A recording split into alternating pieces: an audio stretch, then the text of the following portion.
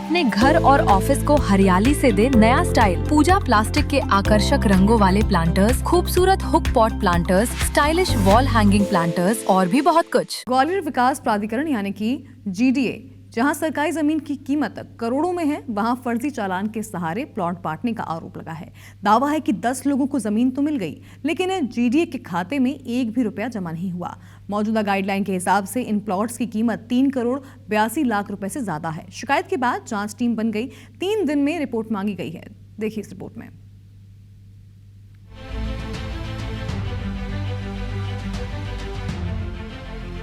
ये सिर्फ जमीन के कुछ प्लॉट का मामला नहीं, बल्कि सरकारी जमीन के उस सिस्टम पर सवाल है जहां एक फर्जी चालान ने करोड़ों की जमीन का रास्ता खोल दिया। भाजपा शहर इकाई के जिला कार्य समिति सदस्य दिनेश शर्मा ने GDA के अध्यक्ष, उपाध्यक्ष और CEO को दस्तावेजों के साथ शिकायत दी है। शिकायत के मुताबिक साल 2021 में सेकेंड वर्मी टियर जमीन के 10 प्लॉट कथित तौर पर फर्जी चालान के आधार पर आवंटित किए गए। सबसे बड़ा सवाल, जमीन के बदले पैसा कहां गया? शिकायत में दावा है कि इन 10 प्लॉट के आवंटन के बावजूद GDA के खाते में एक भी रुपया जमा नहीं हुआ। 2021 में इन जमीनों की गाइडलाइन कीमत करीब 45,61,000 रुपए बताई गई थी, जबकि मौजूदा गाइडलाइन के हिसाब से कीमत बढ़कर 3 करोड़ 42 लाख रुपए से ज्यादा हो चुकी है। यानी सरकारी जमीन करोड़ों की, लेकिन सरकारी खाते में भुगतान शून्य।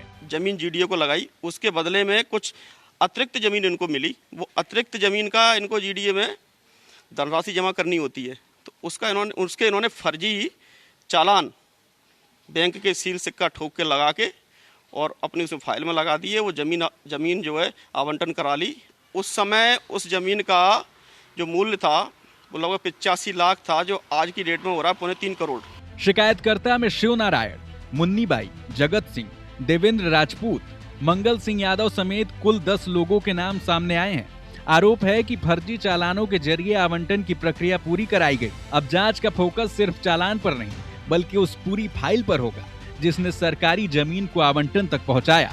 7 दिन का समय दिया है। अगर उसमें कोई कमी पाई जाती है तो जिन कर्मचारियों अधिकारियों ने किया है उनके विरुद्ध भी प्रस्ताव प्रस्तुत करेंगे, और जिन लोगों ने राशि जमा नहीं की है उनके भी खिलाफ कार्रवाई करेंगे।